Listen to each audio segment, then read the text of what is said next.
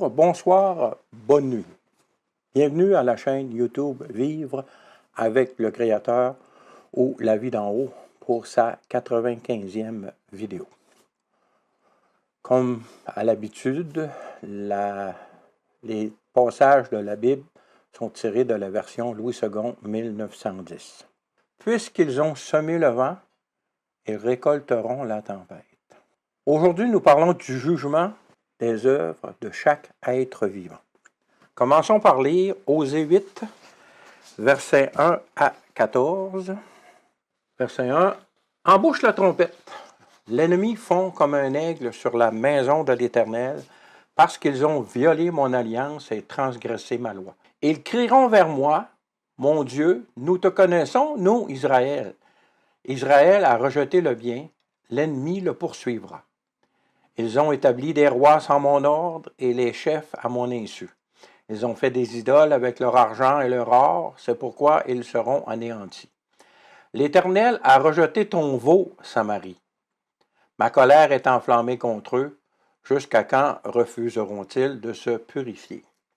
Il vient d'Israël un ouvrier, l'a fabriqué, et ce n'est pas Dieu. C'est pourquoi le veau de Samarie sera mis en pièces. Puisqu'ils ont semé du vent, ils moissonneront la tempête. Ils n'auront pas un épi de blé, ce qui poussera ne donnera point de farine, et s'il y en avait, des étrangers la dévoreraient. Israël est anéanti, ils sont maintenant parmi les nations comme un vase qui n'a pas de prix, car ils sont allés en Assyrie, comme un âne sauvage qui se tient à l'écart. Éphraïm a fait des présents pour avoir des amis. Quand même, ils font des présents parmi les nations. Je vais maintenant les rassembler, et bientôt ils souffriront sous le fardeau du roi des princes. Éphraïm a multiplié les autels pour pécher, et ces autels l'ont fait tomber dans le péché. Que j'écrive pour lui toutes les ordonnances de ma loi, elles sont regardées comme quelque chose d'étranger. Ils immolent des victimes qu'ils m'offrent, il en mange la chair. L'Éternel n'y prend point de plaisir. Maintenant, l'Éternel se souvient de leur iniquité, et il punira leur péché. Ils retourneront en Égypte. Israël a oublié celui qui l'a fait et a bâti des palais. Et Juda a multiplié les villes fortes. Mais j'enverrai le feu dans leurs villes et il en dévorera les palais.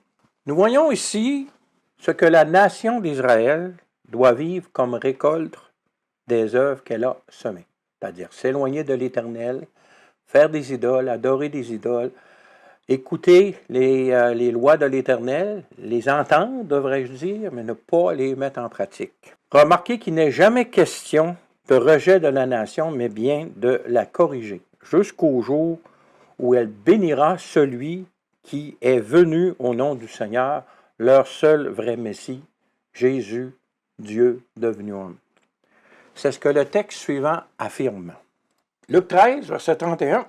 Ce même jour, quelques pharisiens vinrent lui dire « Va-t'en, pars d'ici, car Hérode veut te tuer. » Il leur répondit « Allez et dites à ce renard, voici, je chasse les démons, et je fais des guérisons aujourd'hui et demain, et le troisième jour, j'aurai fini. Mais il faut que je marche aujourd'hui, demain et le jour suivant, car il ne convient pas qu'un prophète périsse hors de Jérusalem. Jérusalem, Jérusalem, qui tue les prophètes et qui lapide ceux qui te sont envoyés. Combien de fois ai-je voulu rassembler tes enfants comme une poule rassemble sa couvée sous ses ailes, et vous ne l'avez pas voulu. Voici, votre maison vous sera laissée, mais je vous le dis, vous ne me verrez plus jusqu'à ce que vous disiez, béni soit celui qui vient au nom du Seigneur. Donc, il est question ici de correction, d'éloignement de Dieu, jusqu'au moment où ils reconnaîtront que Jésus, le Christ, est vraiment leur Messie. Parce que le mot Christ veut dire Messie, mais c'est en grec. En grec, c'est le mot Christos, qui est francisé, devient Christ. Et le Messie, c'est Meshiach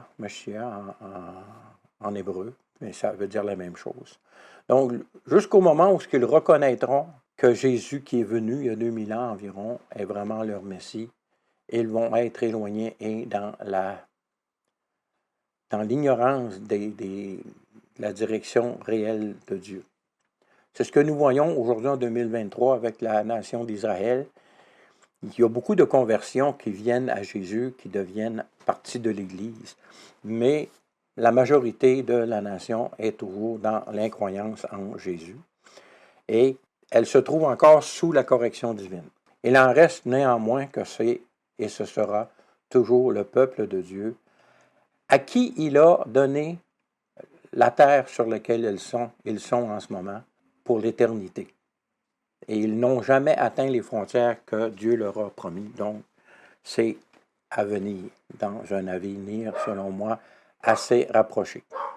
Donc, suite à la lecture de ces deux textes, vous me direz, ouais, mais ça s'adresse au peuple juif, aux Israélites. Ce peuple est sous la loi de Moïse. Donc, ce n'est pas applicable à l'Église une telle parole. Parce que l'Église, est sous la grâce de Jésus-Christ et n'est pas sous la loi. Voyons donc un texte qui s'adresse directement à l'Église. Donc, Galates 6, versets 1 à 10. Lisons. Frères, si un homme vient à être surpris en quelque faute, vous qui êtes spirituels, redressez-le avec un esprit de douceur. Prends garde à toi-même de peur que tu ne sois aussi tenté. Portez les fardeaux les uns des autres et vous accomplirez ainsi la loi de Christ. Si quelqu'un pense être quelque chose, quoiqu'il ne soit rien, il s'abuse lui-même. Notons ici qu'il est question de la loi de Christ, donc c'est la loi de grâce, qui fait qu'après notre nouvelle naissance, nous avons la capacité de vivre au-delà des exigences de la loi, parce que notre capacité vient de l'Esprit Saint qui habite en nous, vient de Dieu qui habite en nous. Donc c'est l'Esprit de Christ qui habite en nous. Continuons à lire. Reprenons au verset 4. Que chacun examine ses propres œuvres, alors il aura sujet de se glorifier pour lui seul, non pas en rapport à autrui, car chacun portera son propre fardeau. Que celui à qui l'on enseigne la parole fasse part de tous ses biens à celui qui l'enseigne. Ne vous y trompez pas, on ne se moque pas de Dieu. Ce qu'un homme aura semé, il le moissonnera aussi. Celui qui sème pour sa chair moissonnera de la chair la corruption. Mais celui qui sème pour l'esprit moissonnera de l'esprit la vie éternelle. Ne nous lassons pas de faire le bien, car nous moissonnerons au temps convenable, si nous ne nous relâchons pas. Ainsi donc, pendant que nous en avons l'occasion, pratiquons le bien envers tous. Tous, ça inclut nos ennemis, et surtout envers les frères en la foi. Souvenons-nous que dans Romains, il est dit que le salaire du péché, c'est la mort. Donc, si tu sèmes le péché dans ta vie, tu récolteras la mort, qui est le juste salaire dû au péché présent dans ta vie.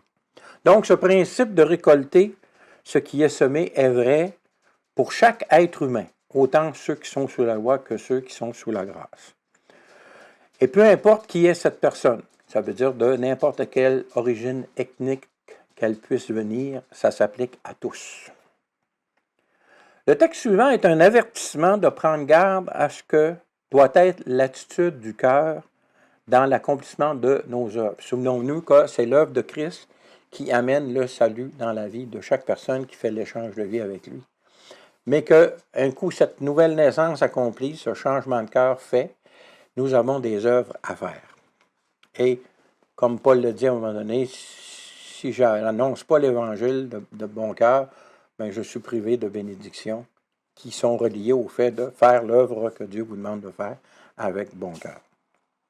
Cette attitude que vous aurez à partir de votre cœur influence directement la récolte éternelle que vous en tirerez. Voyons donc Luc 20, versets 9 à 20. Lisons. Il se mit ensuite à dire au peuple cette parabole. Un homme plantant une vigne, la ferma à des vignerons et quitta pour longtemps le pays. Au temps de la récolte, il envoya un serviteur vers les vignerons pour qu'il lui donne une part du produit de la vigne. Les vignerons le battirent et le renvoyèrent à vide. Notez ici que ce n'est qu'une part des produits, donc ils pouvaient profiter de l'autre part de la récolte. Mais cela ne leur suffisait pas. Verset 11. Et l'envoyant encore un autre serviteur, ils le battirent, l'outragèrent et le renvoyèrent à vide. Donc c'est vignerons voulaient garder la récolte pour eux-mêmes au complet, sans tenir compte que la vigne ne leur appartenait pas. Verset 12, « Ils, en envoyant encore un troisième, et le blessèrent et le chassèrent. Le maître de la vigne dit, « Que ferai-je? J'enverrai mon fils bien-aimé. Peut-être auront-ils du respect pour lui. Peut-être auront-ils pour lui du respect. » Mais quand les vignerons le virent, ils raisonnèrent entre eux et dirent, « Voici l'héritier. Tuons-le afin que l'héritage soit à nous. » Nous voyons ici des vignerons à qui la vigne ne leur appartiennent pas, veulent en profiter comme s'ils en étaient propriétaires. Tous les êtres humains qui refusent de croire au Créateur, qui préfèrent croire dans la théorie de l'évolution, qui n'a aucune preuve, ils ont exactement ce même sentiment. Ils veulent profiter de la création sans la partager avec le Créateur, qui l'a créée et qui la maintient en existence par sa puissance. C'est être insensé à avoir une telle attitude, et c'est ce qui est malheureusement répandu en majorité sur la Terre en ce moment, dans le groupe de personnes qu'on appelle les habitants de la Terre, c'est-à-dire ceux qui rejettent volontairement l'idée que le Créateur mérite d'être adoré comme Dieu parce qu'il est le seul vrai Dieu. Continuons à lire le texte dans Luc, au verset 15. « Donc, lorsque le fils fut venu, ils le jetèrent hors de la vigne et le tuèrent. Maintenant, que leur fera le maître de la vigne? » Nous avons ici une image claire de la première venue de Jésus-Christ, qui est le Fils de Dieu, le Fils du Créateur, qui est lui-même le Créateur, mais qui a pris la forme humaine afin de pouvoir devenir frère de tous les humains, pour pouvoir ainsi expier les péchés pour ses frères, les humains. Et il a été tué sur la croix. C'était la volonté de Dieu, c'était le plan de Dieu, parce que sa vie parfaite avait besoin d'être sacrifiée pour que cette vie parfaite, je puisse me l'attribuer par la foi et ainsi pouvoir vivre éternellement avec cette vie parfaite nouvelle qui m'est donnée en échange de ma vie de péché avec celle de Jésus-Christ, le Fils unique du seul Dieu vivant. Continuons à lire. « Donc, maintenant, que leur fera le maître de la vigne? » Verset 16. « Il viendra, fera périr ses vignerons, et ils donneront la vigne à d'autres. Il donnera la vigne à d'autres. Lorsqu'ils eurent entendu cela, ils dirent, à Dieu ne plaise. » Vous voyez ici la désinvolture de la réponse, à Dieu ne plaise. Ça, ce qui veut dire à peu près, on verra. On verra ça. On verra ce que Dieu va faire. Fait que, se targuant de croire en Dieu, il le rejette parce qu'il veut prendre le contrôle. C'est ce qui est arrivé en 70 de notre ère, où ce que le temple de Jérusalem et tous les Sadducéens ont été exterminés. Il y a eu juste quelques pharisiens qui ont survécu. Ce qui a permis le judaïsme rabbinique, qui a servi à conserver l'existence du peuple d'Israël selon la promesse de Dieu jusqu'à nos jours en 2023. Mais vous voyez cette attitude de cœur. Oui, on verra, on a notre idée, on va faire à notre tête. Continuons à lire le texte. Verset 17, « Mais, jetant les regards sur eux, Jésus dit, « Que signifie donc ce qui est écrit? La pierre qu'ont rejetée ceux qui bâtissaient est devenue la principale de l'angle. Quiconque tombera sur cette pierre se brisera, et celui sur qui elle tombera sera écrasé. » Les principaux sacrificateurs et les scribes cherchèrent à mettre la main sur lui à l'heure même, mais ils craignirent le peuple. Ils avaient compris que c'était pour eux que Jésus avait dit cette parabole. Ils se mirent à observer Jésus, et ils envoyèrent des gens qui feignaient d'être justes pour lui tendre des pièges et saisir de lui quelques paroles afin de le livrer aux magistrats et à l'autorité du gouverneur. Nous voyons ici l'attitude de rejet, de décision, de rejet de qui était vraiment Jésus.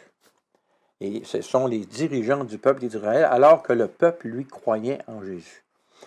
Donc, la direction d'Israël a rejeté leur Messie et ils ont influencé le peuple à faire de même. Mais souvenons-nous qu'au début, l'Église de Christ était composée presque essentiellement de personnes issues d'Israël, des apôtres, Puis même Paul, la première Église, s'est convertie. Il y a eu beaucoup de conversions lors de la réception du Saint-Esprit. Et la majorité était issue du peuple juif. Ce n'est qu'après l'intervention de l'Esprit Saint auprès de Pierre et la conversion de Paul que le message a été clairement répandu à toutes les nations, que maintenant, la possibilité de devenir enfant de Dieu, de faire partie du corps du Christ Jésus, était ouverte à toutes les nations. Alors, c'est toute une bénédiction. Mais en 70, il y a eu l'accomplissement de la parole que cette génération allait être punie sévèrement. C'est ce qui est arrivé en 70. Et nous voyons aussi l'attitude hypocrite dans le verset 20. Si nous regardons de nouveau le verset 20, c'est écrit « Ils se mirent à observer Jésus, ils envoyèrent des gens qui feignaient d'être justes pour lui tendre des pièges et saisir de lui quelques paroles afin de le livrer au magistrat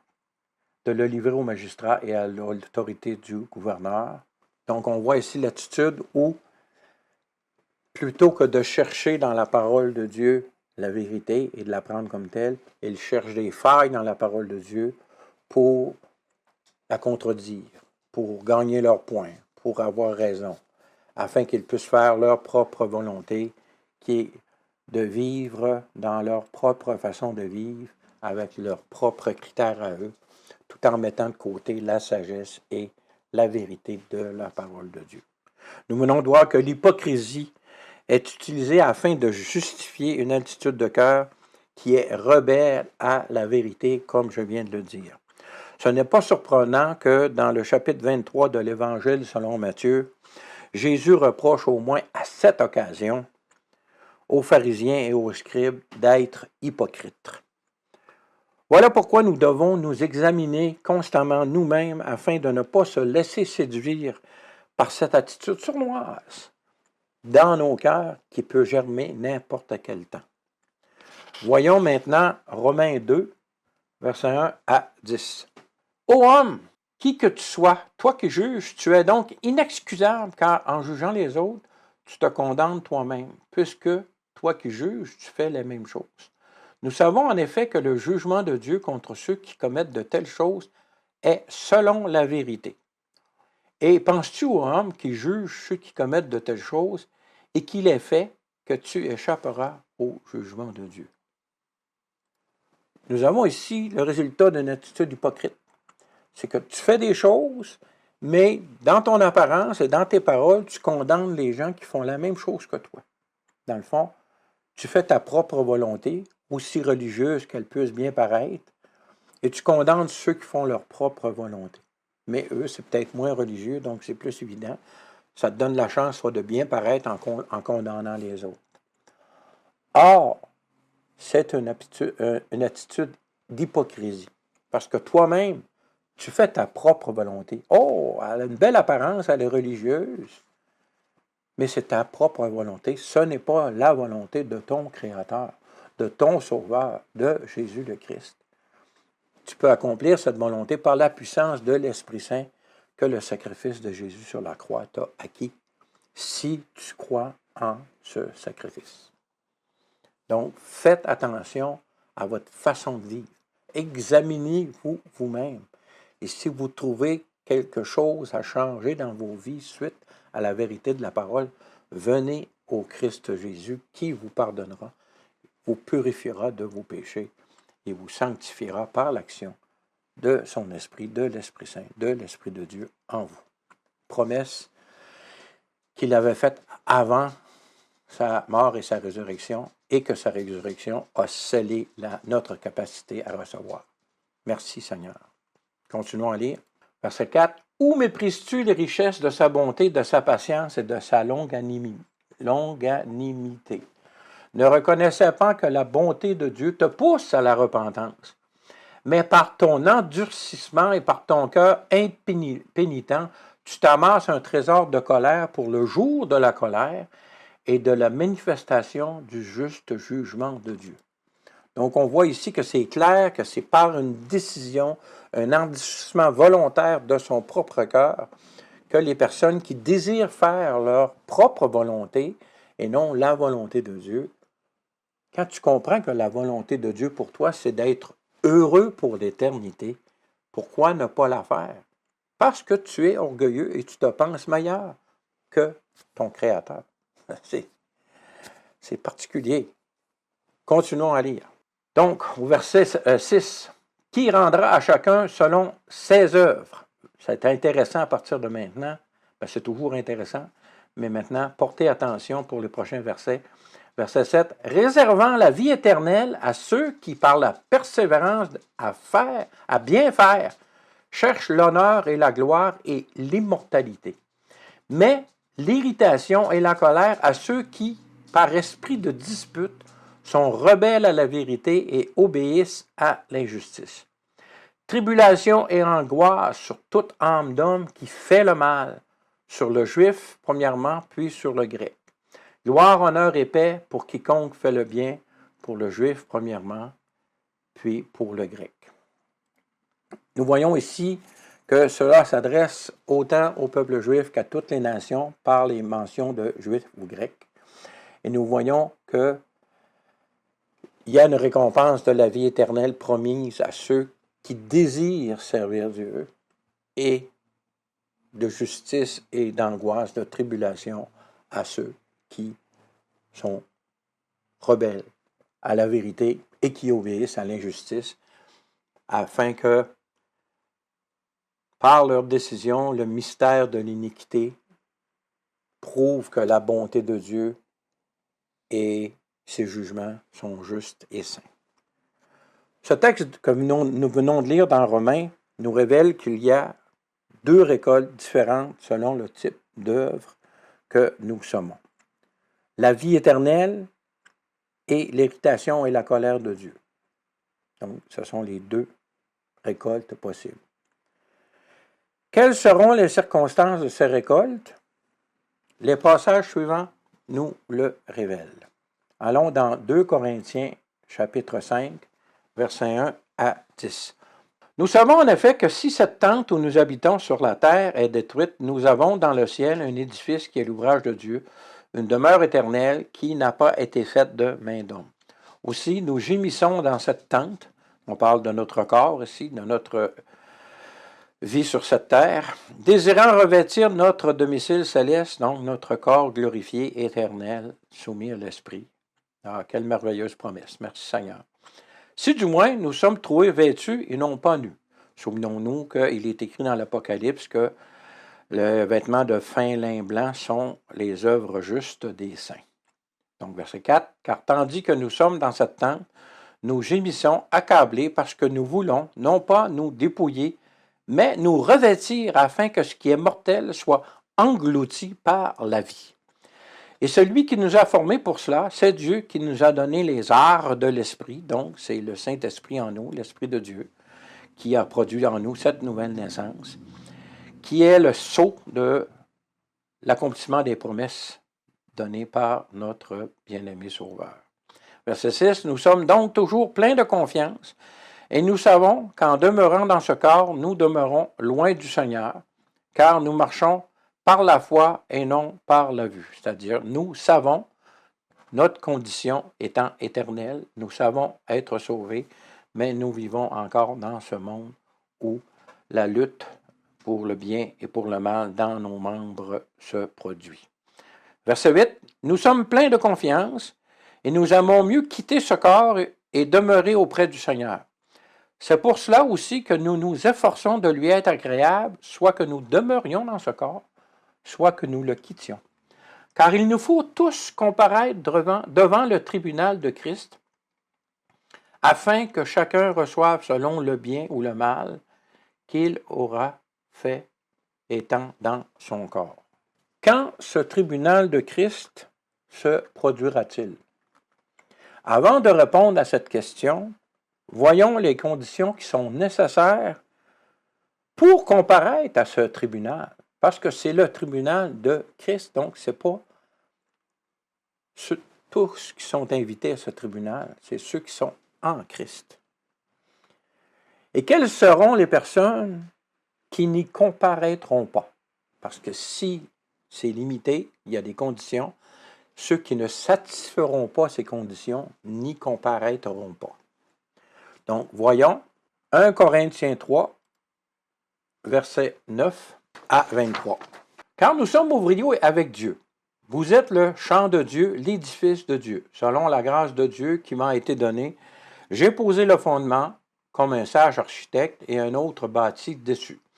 Mais que chacun prenne garde à la manière dont il bâtit dessus. Voici ici les conditions de nos œuvres. Car personne ne peut poser un autre fondement que celui qui a été posé, savoir Jésus-Christ. Donc, le fondement ici, c'est être en Jésus-Christ. Verset 12. Or, si quelqu'un bâtit sur ce fondement avec de l'or, de l'argent, des pierres précieuses, du bois, du foin, du chaume, l'œuvre de chacun sera manifestée. Car le jour la fera connaître parce qu'elle se révélera dans le feu et le feu éprouvera ce qu'est l'œuvre de chacun. Si l'œuvre bâtie par quelqu'un sur le fondement subsiste, il recevra une récompense. Si nous revenons au verset 12, avec de l'or, de l'argent, des pierres précieuses, du bois, du foin, du chaume, l'œuvre de chacun sera manifestée. Nous voyons que si nous passons ces éléments au feu, l'or, l'argent, les pierres précieuses résisteront au feu, mais le bois, le foin et le chaume seront consumés. Fait que nous parlons ici d'œuvres préparées d'avance pour ceux qui sont sauvés, donc l'or, l'argent et les pierres précieuses, et d'œuvres inutiles, c'est-à-dire qui sont faites par les sauvés hors de l'obéissance de leur Seigneur et Sauveur. Je crois que chacune des personnes qui sont sauvées aura un mélange des deux sortes d'œuvres, parce que nous marchons de gloire en gloire et de sainteté, devenant de plus en plus obéissants lors de notre marche chrétienne si nous nous développons normalement dans cette marche chrétienne. Mais ce qui est important, c'est que ce tribunal n'est pas pour le salut, ce tribunal est pour les sauver afin de déterminer leur récompense éternelle qui résisteront au feu du jugement de ce tribunal. Continuons notre lecture. Ou reprenons au verset 14. Si l'œuvre bâtie par quelqu'un sur le fondement subsiste, il recevra une récompense. Si l'œuvre de quelqu'un est consumée, il perdra sa récompense. Pour lui, il sera sauvé, mais comme au travers du feu. Ne savez-vous pas que vous êtes le temple de Dieu et que l'Esprit de Dieu habite en vous? Ici, c'est très important, verset 17. Si quelqu'un détruit le temple de Dieu, Dieu le détruira. Ceux qui s'attaqueront à l'Église, qui détruiront, qui tueront les enfants de Dieu sous prétexte qu'ils sont enfants de Dieu, seront détruits par Dieu lui-même. Donc, il y a une différence entre ce que l'Église doit souffrir aux mains de ceux qui détestent l'Église et de ceux qui détestent souffrir. Ceux qui détestent l'Église, qui devront souffrir de la main de Dieu. Donc, il y a une différence entre la tribulation vécue par l'Église, qui prend sa source dans l'action des hommes, inspirée par l'ennemi de Dieu, et des souffrances que ceux qui détestent l'Église devront souffrir sous la direction divine, donc de son esprit, de ses anges. Et nous parlons ici de ce grand temps de détresse. C'est là qu'on voit que ceux qui sont l'Église ne souffriront pas de l'action directe divine. Tout ce qu'ils ont à souffrir, c'est de l'action de ceux, des habitants de la terre, qui détestent Dieu et qui détestent par le fait même son Église, qui est le corps du Christ Jésus. C'est important de saisir cette nuance ici, parce que ça explique pourquoi beaucoup de gens sincères, honnêtes, quand ils ne font pas cette nuance-là entre ces deux types de souffrances-là, peuvent attribuer le temps ou le jour de l'enlèvement à différents temps dans le déroulement des événements du livre décrit dans le livre de l'Apocalypse. C'est pas une condamnation qu'il y a sur eux, c'est juste une mauvaise compréhension parce qu'ils ne font pas cette nuance très subtile. Mais l'Église doit souffrir, mais c'est à partir des agissements des gens de la terre qui détestent Dieu et qui veulent vivre, profiter de la création sans Dieu. Alors que pendant la grande détresse, pendant la grande tribulation, ce sont les jugements de Dieu envers ces gens qui ont détruit l'Église, comme nous pouvons lire au verset 16-17, « Ne savez-vous pas que vous êtes le temple de Dieu et que l'Esprit de Dieu habite en vous? Si quelqu'un détruit le temple de Dieu, Dieu le détruira, car le temple de Dieu est saint et c'est ce que vous êtes. » Donc, ceux qui sont en Christ sont le temple de Dieu. Et Dieu ne détruira pas son temple, ce sont les gens de la terre qui le feront. Et lorsque la colère de Dieu, lorsque le jugement de Dieu tomberont sur la terre, le temple de Dieu ne sera plus là. C'est le gros bon sens. Continuons à lire. Verset 18. « Que nul ne s'abuse lui-même. Si quelqu'un parmi vous pense être sage selon ce siècle, donc selon les critères de ce monde, qu'il devienne fou afin de devenir sage. Car la sagesse de ce monde est une folie devant Dieu. Aussi est-il écrit, il prend les sages dans leur ruse. Et encore, le Seigneur connaît les pensées des sages, il sait qu'elles sont vaines. Que personne donc ne mette sa gloire dans les hommes, car tout est à vous, soit Paul, soit Apollos, soit Céphas, soit le monde, soit la vie, soit la mort, soit les choses présentes, soit les choses à venir. Tout est à vous et vous êtes à Christ et Christ est à Dieu. » Donc nous voyons ici que pour passer au tribunal de Christ, il faut être en Christ, à Dieu. C'est maintenant le temps de voir quand ce tribunal de Christ se déroulera. Voyons, Apocalypse 11, versets 18 et 19. « Les nations se sont irritées et la colère est venue, et le temps est venu de juger les morts, de récompenser tes serviteurs les prophètes, les saints et ceux qui craignent ton nom, les petits et les grands, et de détruire ceux qui détruisent la terre. » Vous voyez ici qu'il y a deux groupes de personnes. Récompenser tes serviteurs les prophètes, les saints et ceux qui craignent ton nom, les petits et les grands, et de détruire ceux qui détruisent la terre. Verset 19. « Et le temple de Dieu dans le ciel fut ouvert, et l'arche de son alliance apparut dans son temple, et il y a eu des éclairs, des voix, des tonnerres, un tremblement de terre et une forte grêle. » De récompenser ceux qui, les serviteurs des prophètes et les saints qui craignent le nom de Dieu. Donc, on parle ici du tribunal de Christ qui sert à attribuer les récompenses à ceux qui sont en Christ. Et de détruire ceux qui détruisent la terre. Au chapitre 11 ici, après ça, il y a le chapitre 12, 13 qui parle du...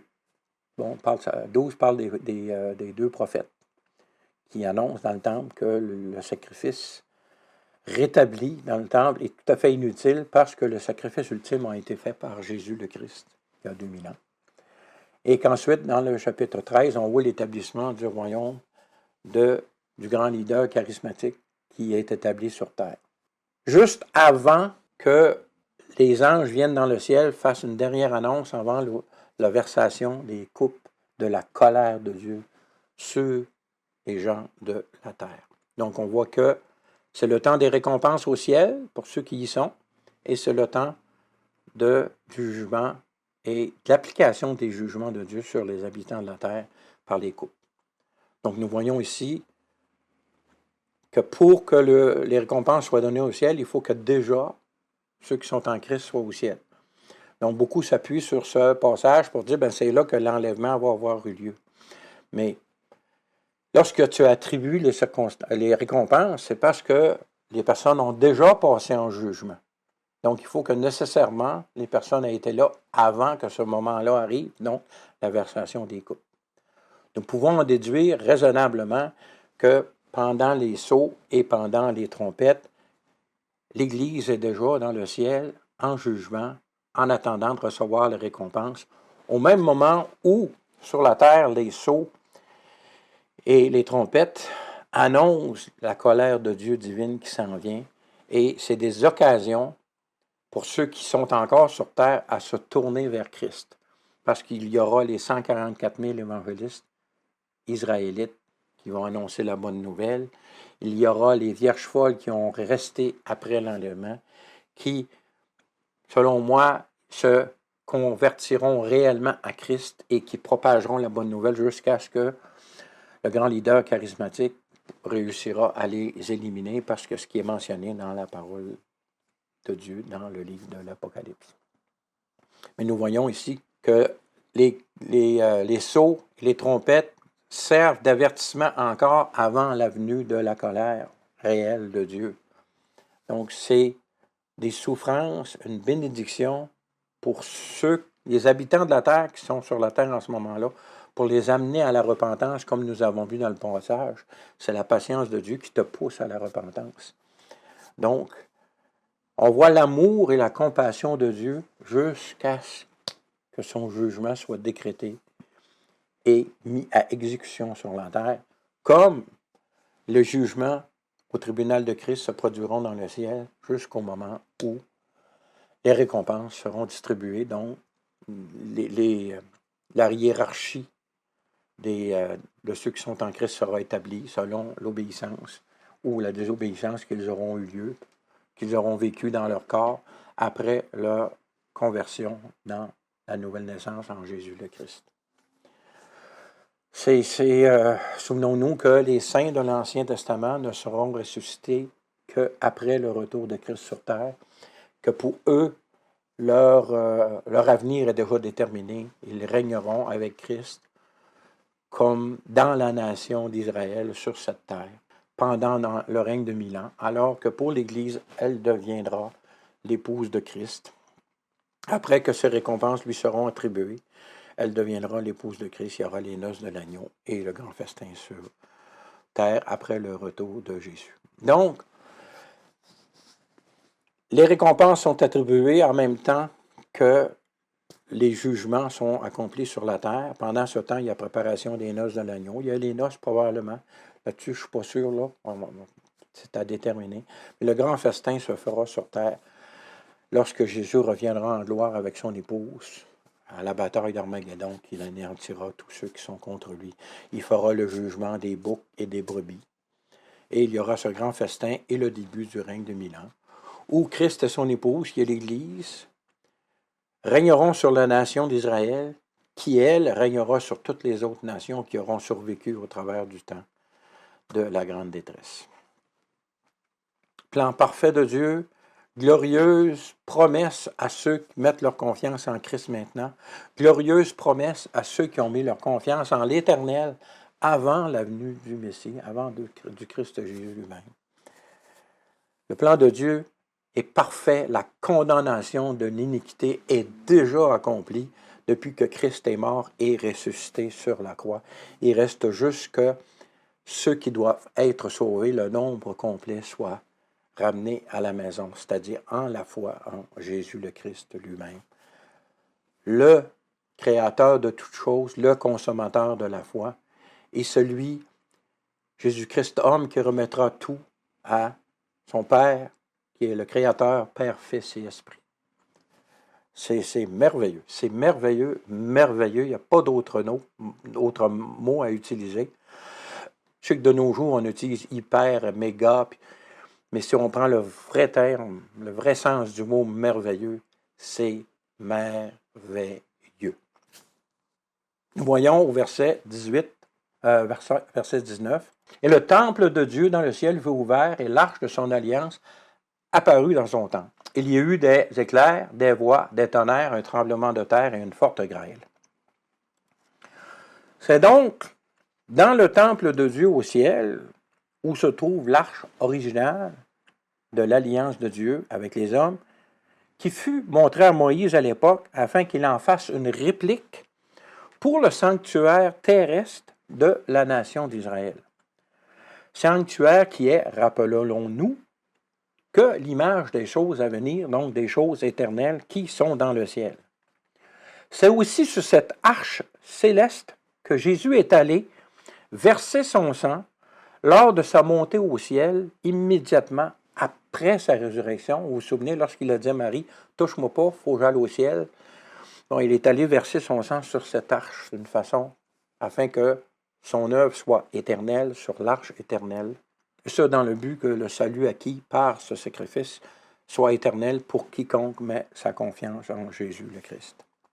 Donc, le verset 18 nous dit que pendant ce tribunal au ciel, le jugement de Dieu sur ceux qui détruisent la terre se produit par la versation des coupes de la colère divine ici-bas C'est ce que la suite du livre de l'Apocalypse nous décrit. Et cela est confirmé par Apocalypse 14, versets 12 à 20. Verset 12. C'est ici la persévérance des saints qui gardent les commandements de Dieu et la foi de Jésus. Et j'ai entendu du ciel une voix qui disait, « Écris heureux dès à présent les morts qui meurent dans le Seigneur. Oui, dit l'Esprit, afin qu'ils reposent de leurs travaux, car leurs œuvres les suivent. » Souvenons-nous que le livre de l'Apocalypse n'est pas en ordre chronologique, donc le chapitre 11 arrive nécessairement avant le chapitre 14. Donc, dans le chapitre 12, il y a le ministère des deux prophètes. Chapitre 13, la venue du règne du grand leader charismatique pendant 3 ans et demi, qui, pendant ces 3 ans et demi-là, recevra la colère de Dieu, le jugement de Dieu par la versation des coupes. Et le chapitre 14 suit après ça avec les détails que nous lisons en ce moment. Donc, au verset 13, on voit que ceux qui sont en Jésus-Christ, leur œuvre les suivent. Verset 14, « Je regardais, et voici, il y avait une nuée blanche, et sur la nuée était assis quelqu'un qui ressemblait à un fils d'homme, ayant sur sa tête une couronne d'or, et dans sa main une faucille tranchante. Et un autre ange sorti du temple cria d'une voix forte à celui qui était assis sur la nuée. Lance ta faucille et moissonne, car l'heure de moissonner est venue, car le moisson de la terre est mûr. Et celui qui était assis sur la nuée jeta sa faucille sur la terre, et la terre fut moissonnée. Et un autre ange sorti du temple qui est dans le ciel, ayant lui aussi une faucille tranchante. Et un autre ange qui avait autorité sur le feu sortit de l'autel et s'adressa d'une voix forte à celui qui avait la faucille tranchante, disant, « Lance ta faucille tranchante et vendange les grappes de la vigne de la terre, car les raisins de la terre sont mûrs. » Et l'ange jeta sa faucille sur la terre, et il vendangea la vigne de la terre, et jeta la vendange dans la grande cuve de la colère de Dieu. Et la cuvée fut foulée hors de la ville, et du sang sortit de la cuve jusqu'aux morts des chevaux sur une étendue de 1600 stades. Nous voyons par la suite, dans le chapitre 15 du livre de l'Apocalypse, la versation des 7 coupes, qui est l'accomplissement du jugement de Dieu sur cette terre. Pour récapituler, ceux qui sont en Christ doivent passer au tribunal de Christ afin de déterminer leur récompense, ainsi que l'épouse de Christ, son corps, soit monté clairement et qu'elle soit glorieuse et prête à ses noces pour ensuite venir régner sur terre avec Jésus-Christ, qui revient à la bataille d'Armageddon et vainc tous les rois de la terre. Et nous voyons aussi que les faucilles, c'est la vendange de la terre, ceux qui récoltent le jugement de Dieu sur leur vie, sur leurs décisions, sur leur endurcissement de cœur, sur le choix du péché au lieu du choix de l'amour de leur Créateur.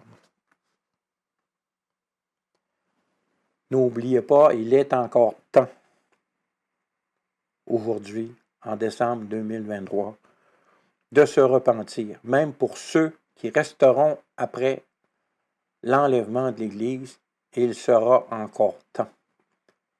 Vous aurez à souffrir de grandes tribulations, mais vous pourrez passer l'éternité dans le royaume de Dieu, au rang et à l'endroit où ce que Dieu vous donnera.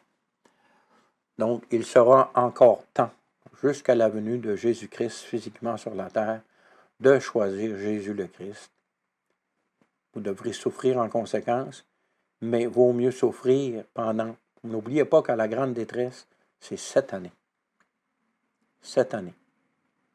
Peut-être un peu plus si on prend les coupes, pas les coupes, les sceaux, qui, personnellement, je ne les place pas dans les 7 années de l'entente, mais un peu avant, ce qui va permettre de préparer cette entente. Parce que pour qu'une entente soit négociée pour 7 ans, il a fallu qu'il y ait eu des crises qui se soient produites avant, donc ce sont les 7 sceaux, selon moi, selon mon interprétation, mais je crois que c'est fortement raisonnable de voir ça ici. Même, j'associe même la guerre de Gog et Magog aux sceaux, aux 6 premiers sceaux. Est-ce que c'est le cas?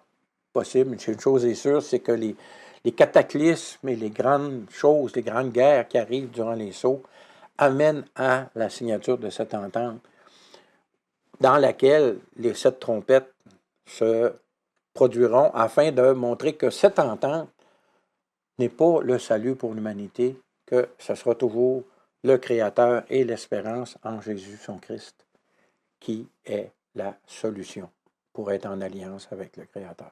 Ensuite, il suivra les couples dans cette entente-là, dans la dernière portion, donc les derniers 3 ans et demi. Mais tout pendant ce temps-là, il sera toujours possible de faire appel au nom de Jésus le Christ et de profiter de sa vie parfaite.